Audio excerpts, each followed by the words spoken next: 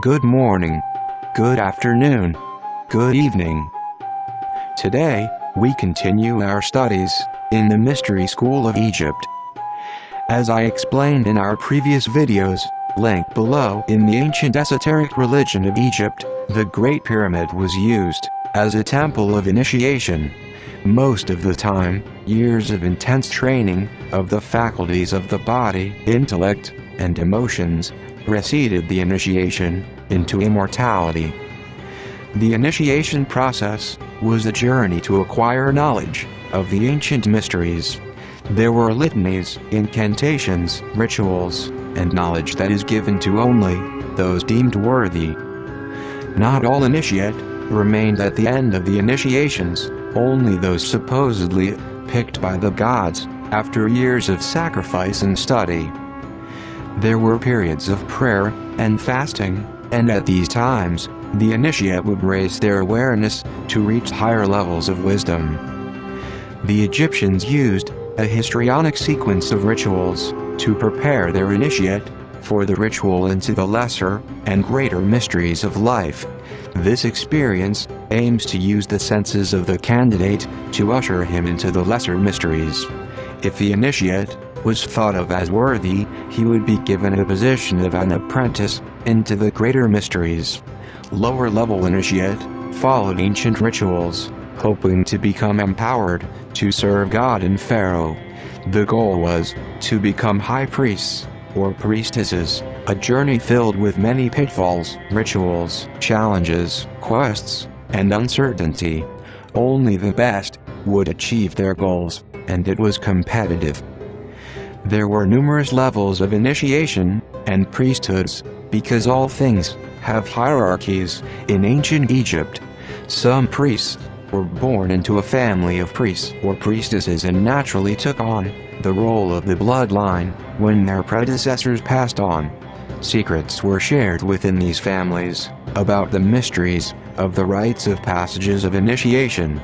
For those not born into the priesthood, the initiation is done after a long study period, rituals, fasting, and dedication. Till date, some people are said to be able to access the information as if they were there. Priests would usually train for several years to attain the utmost level of spiritual achievement necessary. They would forego all personal plans and property to live a life of semi-isolation while worshipping their gods and goddesses. Most of the time, they were men, but there were also women who became the high priestesses. Secrets were told about the mystery teachings and the rites of passages of initiation. One usually became a priest or priestess after a long course of study, fasting, ritual, and a lifetime of dedication. Initiations were conducted in sacred temples and monuments to bring the initiate closer to the many gods linked to Egyptian mythology. There were secret passwords and codes one would elicit from the gods in meditation and prayer, allowing them to gain entrance to temples with higher and higher frequency, as there was an order to be followed. It is also said that 7 temples were aligned along the Nile River, and each temple was dedicated to a different level, which also symbolized mastery of the 7 chakras.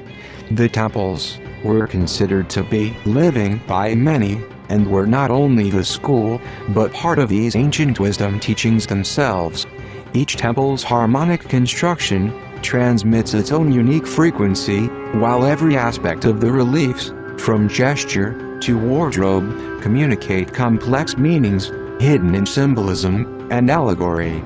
The occult knowledge of the Egyptians was considered sacred. Mathematics, geometry, astronomy, and astrology were a very important part of their course of study, as they told the story of the past, present, and future. From Egypt, many hierophants, adepts, and masters traveled to the 4 corners of the earth carrying with them the precious knowledge that was passed to those who were ready to receive. a common thread among some of the greatest minds in history, including Pythagoras, Plato, Aristotle, Copernicus, Kepler, Isaac Newton, Napoleon, Leonardo da Vinci, is that they all studied from these teachings and also passed this teaching to their students. It is even thought that Jesus was a student of the ancient Egypt mystery schools, as it wasn't until he came back from Egypt that he could perform miracles. In esoteric circles, it is known that Pythagoras and Plato spent many years in preparation in order to enter the mystery school.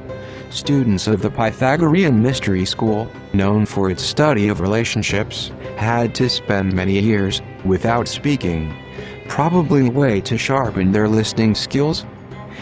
Pythagoras was the first Greek to be initiated into the mysteries of the Egyptian temples, a task that took 23 years.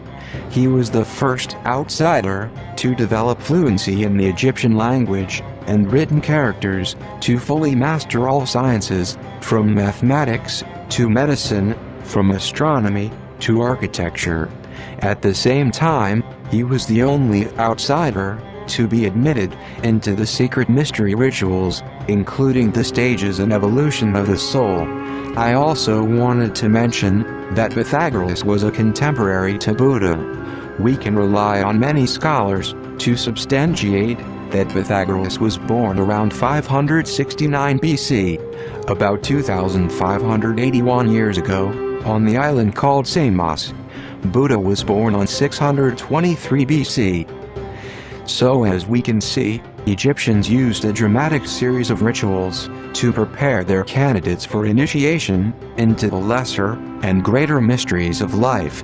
The experience uses the senses of the candidate to introduce him to the lesser mysteries. If the candidate was deemed worthy, he would then be granted apprenticeship into the greater mysteries. This path was concerning the story of Osiris, Isis, Horus, Seth and Nephthys, and the human soul on its path to initiation. The secrets of the initiation path survived in fragments and pieces in the Kratarapoa. The Kratarapoa is a work made up of fragments from many ancient authors. The unknown compiler had as his purpose a restoration of the ancient mysteries based upon the hints and illusions contained in the classical writings. Most of the great philosophers of antiquity were initiate. In their writings, these men frequently allude to some fragment of the initiatory rites. These hints have been carefully organized, placed in sequential order, and connected with an editorial tissue. The result is a restoration founded upon the actual words of the initiate themselves. Manly P. Hall, Freemasonry of the Ancient Egyptians. The Kratarapoa illustrates the usual 7 major degrees of initiation that follow on after the initial period of preparation. These 7 degrees of initiation are the last 7 stages in the alchemical work of 12 stages.